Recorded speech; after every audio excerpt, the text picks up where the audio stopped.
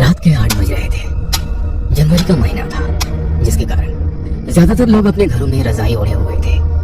मीनू भी अपने घर में बैठे हुए टीवी देख रही थी। मीनू की उम्र 26 वर्ष के आसपास थी। अभी मीनू आराम से टीवी पर सास बहू का नाटक देख रही थी। अचानक उसके फोन की रिंग बज उठी। फोन की रिंग बजते ही मीनू ने बुरा सा मुंह बनाया, जैसे मानो किसी ने उसको जबरदस्ती करेले का जूस मुंह में पिला दिया हो। उसने देखा फोन उसकी बेस्ट फ्रेंड पूजा का आ रहा था। मीनू ने जल्दी से फोन रिसीव किया। मीनू यार, जितना जल्दी हो सके मेरे घर आजा। मेरे मम्मी पापा किसी शादी में गए हुए हैं और मुझे बार बार ऐसा लग रहा है जैसे मेरे घर में कोई है। यार तू कहीं पागल तो नहीं हो गई है? इतनी पढ़ी लिखी होकर भी अनपढ़ों वाली बात करती है। आज के जमाने में कोई भूत प्रेत नहीं होता है, ठीक है? पूजा की दहशत में डूबी हुई आवाज आई। मीनू, माँ कसम मुझे पूरे घर में पायल की आवाज आ रही है, जैसे मानो हमारे घर में कोई लड़की पायल पहन कर घूम रही हो। तू तो यार सच में पागल हो गई है। तभी दूसरी तरफ से पूजा की जोरदार चीख सुनाई दी। पूजा क्या हुआ? पूजा कुछ बोल क्यों नहीं रही? वो कई बार बोली पर फोन तो कर चुका था। मीनू ने जल्दी से पूजा को फोन मिलाया, पर पूजा का फोन बंद जा रहा था। मीनू की हालत बहुत खराब हो गई थी। सारा बदन पसीने पसीने हो गया था। अब मीनू को पूजा की बहुत चिंता हो रही थी। उसने जल्दी से टीवी बंद किया और अपनी कार की चाबी ली और अभी दरवाजे के पास पहुंची ही थी कि तभी पीछे से आवाज आई। बेटा मीनू, इतनी ठंड में इस समय कहाँ जा रही हो? मम्मी, अभी पूजा का फोन आया था। उसे अपने घर में डर लग रहा है, इसीलिए कह रही थी कि तू आजा थोड़ी देर के लिए, जब तक उसके मम्मी पापा नहीं आ जाते। ठीक है, पर जल्दी आ जाना। हाँ ठीक है मम्मी। मीनू जल्दी से अपनी कार में बैठी और कार को उड़ाती हुई ले गई। इस समय मीनू को ये डर सता रहा था कि कहीं पूजा को कुछ हो न जाए। मीनू ने पूजा के घर के आगे अपनी कार रोकी और जल्दी से भागते हुए दरवाजे पर पहुंची। दरवाजे पर हाथ मारा तो दरवाजा खुलता चला गया। मीनू की सांस काफी तेजी से चल रही थी। मन में तरह तरह के विचार आ रहे थे। कांपते कदमों से मीनू ने गैलरी पार की। पूजा तुम कहाँ हो? पूजा देखो, मैं आ गई। पूरे घर में ऐसा सन्नाटा था जैसे किसी कब्रिस्तान में होता है। मीनू डरते डरते पूजा के कमरे की तरफ बढ़ी। मीनू ने जैसे ही पूजा के रूम में पैर रखा, तभी एकदम से रूम की लाइट चली गई, पर खिड़की से थोड़ा बहुत प्रकाश रूम के अंदर आ रहा था। शायद वो प्रकाश बाहर लगे खंभों पर लगी लाइट से आ रहा था। मीनू को ऐसा लगा मानो उसके जिस्म से जान निकल गई हो। मीनू का सारा जिस्म पसीने से नहा गया। रूम के अंदर इजी चेयर पर कोई बैठा हुआ था और इजी चेयर चर की आवाज कर रही थी, जो वातावरण को और भी डरावना बना रहा था। मीनू आहिस्ता आहिस्ता इजी चेयर की तरफ बढ़ी। अभी वो मुश्किल से 5 कदम की दूरी पर ही पहुंची थी। जिसने मीनू का दायां पैर पकड़ लिया। मीनू ने महसूस किया पकड़ने वाले के हाथ बर्फ की तरह ठंडे हैं। मीनू के पैर पर कुछ चिपचिपा सा महसूस हुआ। मीनू अपने स्थान पर खड़ी की खड़ी रह गई। आंखों में मौत का खौफ उसको साफ दिखाई दे रहा था। उसकी आवाज गले में कहीं अटक सी गई थी। मीनू ने हिम्मत करके अपना पैर छुड़वाया। जब पीछे मुड़कर नीचे देखा तो कोई भी नहीं था। अपने पीछे किसी को ना पाकर उसे ऐसा लगा जैसे उसकी सांस में सांस आई। फिर मीनू सीधी हुई तो क्या देखती है, इजी चेयर बिल्कुल खाली थी। अभी थोड़ी देर पहले इस पर कोई था, पर अब कोई नहीं है। मीनू को बहुत डर लग रहा था। उसने सोचा एक बार पूजा मिल जाए तो मैं इस मनहूस घर से निकल जाऊं। मीनू जल्दी से कमरे से बाहर निकलकर ड्राइंग रूम में आ गई। मीनू ने चारों तरफ देखा, पूरा ड्राइंग रूम खाली पड़ा है। यार क्या करूं? इसी सोच के साथ मीनू ने ड्राइंग रूम के बीचों बीच खड़ी होकर आवाज लगाई, पूजा। आवाज पूरे घर में गूंज उठी क्योंकि सारा घर खाली था। फिर अगले पल अचानक मेन डोर की बेल बज उठी। मीनू ने अपने फोन की टॉर्च ऑन की और मेन डोर की तरफ बढ़ी। डरते डरते मीनू मेन डोर के पास पहुंची और मेन डोर ओपन किया। तभी मीनू को ड्राइंग रूम से किसी लड़की के गुर्राने की आवाज सुनाई दी। मीनू ने फोन की टॉर्च ड्राइंग रूम की तरफ कर दी। सामने ड्राइंग रूम के बीचों बीच एक लड़की खड़ी थी जो ऊपर से नीचे तक सफेद कपड़े पहने हुए थी। मीनू ने जैसे ही उस लड़की को देखा तो उसकी आंखें फटी की फटी रह गई। एकदम से उस लड़की ने मीनू की तरफ दौड़ लगा दी।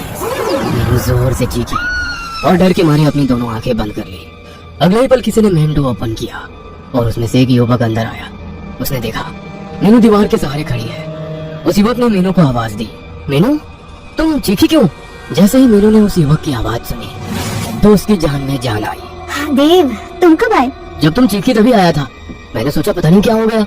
मीनू ने काफी देर बाद महसूस किया कि ड्राइंग रूम में लाइट आ चुकी है। देव, यहाँ ड्राइंग रूम के बीचों बीच एक लड़की खड़ी थी। दोनों हाथ खून से सने हुए थे। वो लड़की मेरी तरफ भाग कर आ रही थी। तभी डर के मारे मेरे मुंह से चीख निकल गई। देव सारी बात समझते हुए बोला, मीनू क्या तुम पागल तो नहीं हो गई? आज के जमाने में कोई भूत प्रेत नहीं होते। मेरी बात का यकीन करो देव। कैसे करूं? इस दुनिया में भूत नाम की कोई चीज नहीं होती। देव, मैं भी नहीं मानती थी कि भूत प्रेत जैसे कुछ होते हैं, पर आज मैंने अपनी आंखों से देखा और खुद महसूस किया इन सब चीजों को। पर मीनू, तुम यहाँ पूजा के घर क्या कर रही हो? मीनू ने देव को फोन पर हुई पूजा के साथ सारी बात बता दी, जिसे सुनकर एक बार तो देव भी परेशान हो गया। उसका भी दिमाग काम नहीं कर रहा था, क्योंकि जितना देव मीनू को जानता है उस हिसाब से मीनू भी भूत प्रेत में विश्वास नहीं करती थी। देव कुछ सोचते हुए बोला, मीनू तुमने पूजा का फोन ट्राई किया? घर पर ट्राई किया था पर तब बन जा रहा था। देव ने जल्दी से अपना फोन निकाला और पूजा के मम्मी पापा को फोन किया और यहाँ की सारी घटना बता दी। उसके बाद पूजा के मम्मी पापा शादी का प्रोग्राम बीच में ही छोड़कर अपने घर आने लगे। देव और मीनू दोनों ने मिलकर पूजा का पूरा घर छान मारा, पर पूजा का कोई नामो निशान ना मिला। मीनू, पूजा को पूरे घर में ढूंढ लिया पर वो नहीं मिली। मीनू भी सोच में पड़ गई, क्योंकि जब वो पूरे घर में नहीं मिली तो फिर वो कहाँ गई? हमें शायद पुलिस को फोन करना चाहिए। नहीं, अभी नहीं कर सकते, क्योंकि हम पुलिस से क्या कहेंगे? कोई भी हमारी बात पर यकीन ही नहीं करेगा, पर हमें कुछ तो करना ही होगा। क्या करे? सारा घर तो छान मारा। जहाँ तक मुझे पता है यहाँ एक बेसमेंट भी है, क्यों ना एक बार बेसमेंट में देख लिया जाए। अगले पल दोनों बेसमेंट के बाहर खड़े थे। पुनः एक बार देव ने पूजा का फोन नंबर मिलाया तो फोन की बेल बजने लगी। पूरे बेसमेंट में शमशान सा सन्नाटा फैला हुआ था, जिस कारण पूजा के फोन की रिंगटोन पूरे बेसमेंट में गूंज रही थी। रिंगटोन की आवाज नीचे बेसमेंट में से आ रही थी। अगले ही पल रिंगटोन बजनी बंद हो गई। देव ने मीनू की तरफ देखा, जैसे पूछ रहा हो कि नीचे चलने के लिए तैयार हो। मीनू के आगे कोई रास्ता नहीं था। वो अपनी बेस्ट फ्रेंड को ऐसे छोड़कर नहीं जा सकती थी। उसने नीचे जाने का फैसला किया। अगले ही पल दोनों बेसमेंट में दाखिल हुए। बेसमेंट काफी गंदा हो रखा था। सारा सामान यूं ही बिखरा पड़ा हुआ था। बेसमेंट में काफी अंधेरा हो रहा था। ऐसा लग रहा था जैसे बेसमेंट में एक जमाने से कोई नहीं आया होगा। देव और मीनू ने अपने फोन की टॉर्च ऑन की। देव और मीनू को किसी के हंसने की आवाज आई। दोनों ने उस दिशा में देखा। दीवार से कोई लड़की नीचे उतर रही थी। अंधेरा काफी होने के कारण देव और मीनू को साफ दिख नहीं रहा था। उसने सफेद कपड़े पहन रखे थे। हाथों से लगातार खून निकल रहा था। चेहरा साफ नहीं दिखाई दे रहा था। मीनू ने जल्दी से देव की बाजू पकड़ ली। देव, ये वही लड़की है जिसे मैंने ऊपर ड्राइंग रूम में देखा था। मीनू का सारा जिस्म सूखे पत्ते की तरह कांप रहा था। एक बार फिर आंखों में मौत का खौफ छा गया था। देव की भी हालत खराब हो रही थी, पर वो जानता था अगर इस समय खुद को ना संभाला तो कुछ भी हो सकता है। देव ने हिम्मत करके पूछा, कौन हो तुम? लड़की धीरे धीरे देव और मीनू की तरफ बढ़ रही थी, जैसे मानो पैरों में मेहंदी लगी हो। उस लड़की के हाथ से अब भी लगातार खून निकल रहा था। जैसे जैसे लड़की दोनों के करीब आ रही थी, वैसे वैसे दोनों को अपनी सांसें रुकती सी महसूस हो रही थी। देव ने फिर हिम्मत करके पूछा, कौन हो तुम? ये मेरा घर है, तुम सब मेरे घर से निकल जाओ। ये घर मेरी दोस्त पूजा का है। अगर एक मिनट में तुम मेरे घर से नहीं गए तो अपनी मौत के खुद जिम्मेदार होगे। हम इस घर से कहीं नहीं जाएंगे। लड़की ने इस प्रकार दोनों हाथ उठाए, जैसे कुछ कर रही हो। अगले पल एक लकड़ी की कुर्सी उड़ते हुए देव और मीनू के सिर पर जा लगी। दोनों नीचे फर्श पर जा गिरे। दोनों ने जैसे ही अपना अपना फोन उठाया, अगले ही पल एक तेज धार चाकू उड़ता हुआ सीधा देव के फोन वाले हाथ में लगा। चाकू देव के हाथ के आर पार हो गया। देव अपना हाथ पकड़कर तड़पने लगा। उसके हाथ से खून निकल रहा था। देव ने तड़पते हुए कहा, मीनू जल्दी से फोन की टॉर्च बंद करो। मीनू ने जल्दी से फोन की टॉर्च बंद की और देव का हाथ पकड़कर सीढ़ियों की तरफ भागी। देव हाथ में चाकू लगने के बावजूद भी लगातार भागे जा रहा था, क्योंकि उसे पता था बेसमेंट में एक पल भी रुकना अपनी मौत को न्योता देने के बराबर है। देव व मीनू को अपने पीछे सामान फेंकने की आवाज आ रही थी। दोनों में से एक ने भी पीछे मुड़कर देखने की कोशिश नहीं की। ऊपर आते ही दोनों को अपनी उड़ती हुई सांसों को काबू करने में 2 मिनट का समय लगा। अगले पल पूजा के घर के बाहर एक कार आकर रुकी। उस कार में कोई और नहीं बल्कि पूजा के मम्मी पापा थे। देव और मीनू भागते हुए कार के पास पहुंचे। प्रदीप और सीमा ने जब देखा कि देव के हाथों में एक चाकू आर पार हो रहा है तो उनके होश उड़ गए। देव बेटा, ये क्या हो गया? तुम्हारे हाथ में चाकू लगा है। ये सब किसने किया? अंकल और आंटी, मैं आपको सब बता दूंगा। आप पहले मेरी बात ध्यान से सुने। ये घर आपने कब लिया था? प्रदीप व सीमा दोनों एक दूसरे को देखने लग गए, जैसे एक दूसरे से पूछ रहे हो कि इन दोनों को सच बताया जाए या नहीं। अंकल और आंटी, आपके चेहरे देखकर कुछ ऐसा लग रहा है जरूर इसके पीछे कोई ना कोई रहस्य छुपा हुआ है। बेटा, बात यह है, ये घर हमें बहुत कम दामों में मिला था। देव और मीनू दोनों चौंके बिना नहीं रह पाए। ये बात तो उस समय हमें भी समझ में नहीं आई थी।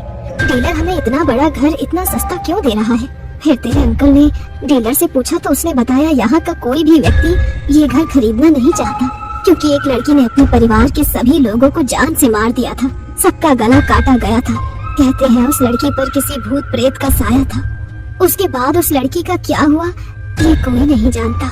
बेटा तुम तो जानते हो भूत प्रेत कुछ नहीं होते, ये सब आदमी का वहम होता है। उसके बाद से हम यहाँ रह रहे हैं। हमें यहाँ रहते रहते करीब 1 साल हो गया है। पर अंकल आज उस लड़की को हम दोनों ने अपनी आंखों से देखा है। देव बेटा इस विषय में बाद में बात करेंगे, पहले ये बताओ पूजा कहाँ है? अंकल जी हमने सारा घर छान मारा पर हमें पूजा का कोई नामो निशान नहीं मिला। प्रदीप और सीमा दोनों इस समय बहुत परेशान नजर आ रहे थे। देव बेटा तुम्हारी बात ठीक है, पर हम माँ बाप कैसे अपनी इकलौती लड़की को मौत के मुंह में छोड़ दे? अभी तुम ही कह रहे थे कि हमारे घर में एक लड़की है, शायद उसे अब लड़की कह देना सही नहीं है। अब ये साबित हो गया है कि वो उसी लड़की की आत्मा है जिसने अपने पूरे परिवार को जान से मार डाला था। देव बेटा अगर ये वही घर है तो फिर वो मेरी पूजा को नहीं छोड़ेगी, मुझे मेरी बेटी को बचाना होगा। प्रदीप व सीमा दोनों अपने घर के अंदर घुस गए और दोनों जोर जोर से अपनी बेटी पूजा को आवाज देने लगे। पूजा पूजा मेरी बेटी तुम कहाँ हो? देव व मीनू बाहर ही खड़े थे। देव ने अपने हाथ से चाकू निकाल लिया था। देव हमें भी अंकल आंटी जी के साथ रहना चाहिए, कहीं वो आत्मा अंकल और आंटी जी पर हमला न कर दे। देव ने सहमति में सिर हिलाया। उसके बाद दोनों भी घर के अंदर थे। अंदर जाते ही उन्हें पूजा के पापा मम्मी की आवाज सुनाई दी। पूजा बेटा उठ जा, तुझे क्या हो गया? देखो तुम्हारे पापा तुम्हारे पास हैं। देव व मीनू भागकर पूजा के रूम में गए तो देखा पूजा अलमारी के बाहर नीचे फर्श पर पड़ी थी। पूजा के मम्मी पापा दोनों उसे होश में लाने की कोशिश कर रहे थे। देव व मीनू को थोड़ी राहत मिली। दोनों जल्दी से भागकर पूजा के पास गए। भगवान का बहुत बहुत शुक्र है जो पूजा हमें सही सलामत मिल गई। अभी देव कुछ और कहना ही चाहता था कि छत पर लगा पंखा फर्श पर गिर गया। चारों एक साथ चौंके। अंकल हमें जल्दी से पूजा को घर के बाहर निकालना होगा, वरना यह आत्मा हम में से किसी को भी नहीं छोड़ेगी। प्रदीप कुमार ने जल्दी से पूजा के बेहोश शरीर को उठाया और ड्राइंग रूम की तरफ चल दिया। बाकी तीनों भी प्रदीप कुमार के पीछे पीछे चल दिए। अभी प्रदीप कुमार ड्राइंग रूम में दाखिल हुए ही थे कि पूरे ड्राइंग रूम में अंधेरा हो गया। प्रदीप कुमार अपनी जगह पर ही खड़े हो गए। पीछे से आ रहे देव व मीनू ने अपने फोन की टॉर्च ऑन करने की सोची तो अब यही पर कुछ देर पहले वाला सीन याद आ गया। पर सीमा देवी ने अपना फोन निकाला और अपने पति की तरफ बढ़ गई। देव ने जैसे ही देखा पूजा की मम्मी टॉर्च ऑन करके ड्राइंग रूम की तरफ बढ़ रही है, वह जल्दी से पूजा की मम्मी की तरफ भागा। सीमा और प्रदीप के बीच 10 कदम का फासला रह गया था। तभी तीनों को मीनू की दर्दनाक चीख सुनाई दी। देव जल्दी से मीनू की तरफ भागा। मीनू नीचे फर्श पर घुटनों के बल बैठी हुई थी। देव ने फोन की टॉर्च ऑन की और मीनू को देखा तो उसके मुंह से एक चीख निकल गई, क्योंकि मीनू की ठीक कमर के बीचों बीच एक चाकू घुसा हुआ था। देव को समझने में देर नहीं लगी कि इस बार आत्मा किसी को भी नहीं छोड़ेगी। देव ने मीनू को उठाया और ड्राइंग रूम की तरफ बढ़ गया। पूजा के मम्मी पापा ड्राइंग रूम पार करके गैलरी में अभी पहुंचे ही थे कि सारी गैलरी में आग लग गई। प्रदीप ने पूजा को उठाया और गैलरी पार कर ली। उसके बाद सीमा भी पूजा के पास आ गई। दोनों माँ बेटी दरवाजे के पास थी। तभी प्रदीप कुमार बोले, पूजा की मम्मी तुम यहाँ पूजा का ध्यान रखो, मैं देव की मदद करता हूँ मीनू को लाने में। प्रदीप कुमार जल्दी से मीनू के पास पहुंचे और देव की मदद करने लगे ताकि जल्दी से इस मनोज घर से निकल सके। अभी तीनों ड्राइंग रूम पार करने वाले थे। सारे ड्राइंग रूम में खून ही खून पड़ा था, जबकि गैलरी में आग जलनी बंद हो गई थी। सारे ड्राइंग रूम में भयानक आवाजें गूंज रही थी जो वातावरण को और भी खौफनाक बना रही थी। अगले ही पल तीनों के चेहरे का रंग एकदम सफेद पड़ गया, जैसे किसी जहरीले सांप ने काट लिया हो। देव बेटा थोड़ा जल्दी करो। तीनों जल्दी जल्दी दरवाजे पर पहुंचे। प्रदीप कुमार ने देखा कि सीमा और पूजा दरवाजे पर नहीं थे। प्रदीप ने सोचा शायद दोनों माँ बेटी घर से बाहर निकल गई होंगी। फिर तीनों जल्दी से दरवाजे से बाहर निकल गए। तीनों की सांस में सांस आ गई थी। तीनों को ऐसा लग रहा था जैसे उन्हें दूसरा जीवन मिला हो। प्रदीप ने पूरी रोड पर नजर दौड़ाई। दूर दूर तक न चिड़ी न चिड़ी का बच्चा दिखाई दे रहा था। प्रदीप जल्दी से घर के अंदर गए। ड्राइंग रूम के अंदर सीमा बेहोश सोफे पर पड़ी थी। पूजा दरवाजे के पास बेहोश पड़ी थी। उसने जल्दी से पूजा को घर से बाहर निकाला और दोबारा घर के अंदर घुस गया। ड्राइंग रूम के अंदर जाने के बाद सोफा से सीमा को उठाया और जल्दी से दरवाजे पर पहुंच गया। देव और मीनू दरवाजे के बाहर खड़े थे। अंकल जी जल्दी से बाहर आ जाइए। प्रदीप ने जैसे ही दरवाजा खोलना चाहा पर दरवाजा नहीं खोला। प्रदीप दरवाजे को पीटने लगे। मीनू और देव भी बाहर से दरवाजा खोलने की पूरी कोशिश कर रहे थे। देव अभी तक दरवाजा ठीक था, एकदम से अचानक कैसे जाम हो गया ये, जो खुल ही नहीं पा रहा है। तभी गैलरी में एक लड़की की आवाज गूंजी, ये मेरा घर है, जो भी मेरे घर में आएगा वो सीधा ऊपर जाएगा। अगले पल सारे घर में आग लग गई। सारा घर होलिका की तरह जलने लगा। 1 महीने बाद पूजा ने अपना पुराना घर, जहाँ उसके मम्मी पापा की डेथ हुई थी, वो घर हमेशा हमेशा के लिए छोड़ दिया था। पूजा का बहुत बुरा हाल हो गया था। अब पूजा एक फ्लैट में रहती थी। पूजा के पापा का खुद का बिजनेस था जिसे अब पूजा खुद देख रही थी। पूजा मम्मी पापा के डेथ के बाद पूजा लगभग 10 दिन तक मीनू के घर रही थी। पूजा ने काफी मना किया था पर मीनू के मम्मी पापा नहीं माने, क्योंकि पूजा के मम्मी पापा के सिवा उसका कोई नहीं था।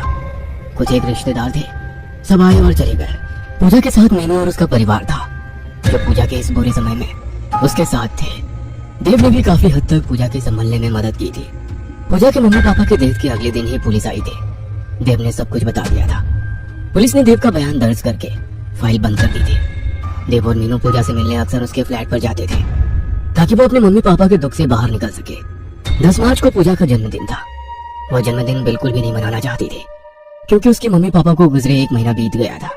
मीनू के मम्मी और पापा ने पूजा का जन्मदिन मनाने की बात कही जिससे पूजा टाल नहीं सकी। सब लोग इसलिए पूजा का जन्मदिन मनाना चाहते थे ताकि पूजा को उसके मम्मी पापा की कमी महसूस ना हो।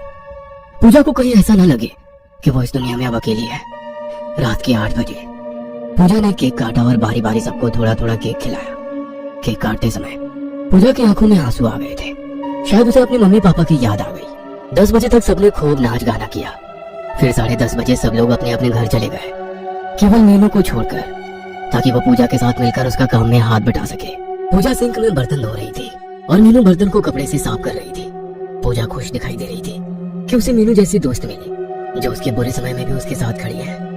पूजा के चेहरे पर खुशी थी कि इतने सारे लोग उसके लिए आए थे। मीनू यार, तुम और तुम्हारा परिवार कितना अच्छा है जो मुझ जैसी लड़की को भी अपनी लड़की की तरह प्यार करती है। सच बोलो तो मैं सोच ही रही थी कि मम्मी पापा के बाद जिंदगी कैसे काटूंगी, पर अब मुझे किसी बात का गम नहीं है। मेरी बहन, हम सब तेरे साथ हैं। इसी को तो दोस्ती कहते हैं। पूजा बातें करते करते बर्तन धो रही थी कि अचानक उसके मुंह से एक जोरदार चीख निकली। मीनू ने उसे पकड़कर झंझोड़ा। पूजा, पूजा क्या हो गया? तुम इतने जोर से क्यों चीखी? पूजा ने अपने दोनों हाथ ऊपर किए जिसे देखकर मीनू की भी चीख निकल गई, क्योंकि पूजा के दोनों हाथ खून से सने हुए थे। कोई नुकीली चीज बर्तन साफ करते समय चुभ गया था। अगले ही पल फ्लैट की लाइट चली गई। दोनों पहले ही डरी हुई थी और अब कुछ ज्यादा ही डर रही थी। तभी फ्लैट का दरवाजा खुला और एक साया अंदर आया। एक डरावनी आवाज उसके मुंह से निकली, आई एम बैक। हमें छोड़ दो प्लीज। हाँ, हमने तुम्हारा क्या बिगाड़ा है? हमें छोड़ दो। साया धीरे धीरे दोनों की तरफ बढ़ रहा था। उसके हाथ में 2 चाकू थे। पूजा और मीनू का दिमाग जैसे जाम हो गया। दोनों अपनी जगह से हिल भी नहीं पाए। अगले ही पल साया उनके बिल्कुल पास आ गया। उसने दोनों चाकू से पूजा और मीनू के पेट पर घोंप दिया। दोनों के मुंह से खौफनाक चीख निकली और दोनों नीचे फर्श पर गिर गई। अगले ही पल पूरा फ्लैट लाइट से जगमगा गया। पूजा व मीनू ने अपने पेट पर हाथ मारा तो देखा पेट पर एक छोटा सा भी निशान नहीं था। पूजा और मीनू ने एक दूसरे को देखा। जीवित देख दोनों की सांस में सांस आई। अगले ही पल फ्लैट में एक आवाज गूंजी, हाँ, तो दोनों को कैसा लगा डर? पूजा और मीनू ने जब देखा तो आंखें फटी की फटी रह गई। सामने देव खड़ा था। क्या तुम्हें ही आता है ये सब करना? मुझे सब पता चल गया तुमने कैसे अपनी मम्मी पापा को मारा। पूजा, पहले तुमने मीनू को फोन किया, उसके बाद तुमने मुझे यकीन दिलाया कि आत्मा सच में होती है, और सच में मुझे यकीन भी हो गया। तुमने अपनी मम्मी पापा को ऐसे मारा जैसे मानो किसी आत्मा ने उन्हें मारा हो। तुमने मुझे इस बात का गवाह बनाया ताकि मैं पुलिस को बता सकूं कि ये सब किसी आत्मा ने किया है। मुझे बस ये बात जाननी है कि तुमने क्यों अपने सगे माँ बाप को मारा। पूजा बोलो।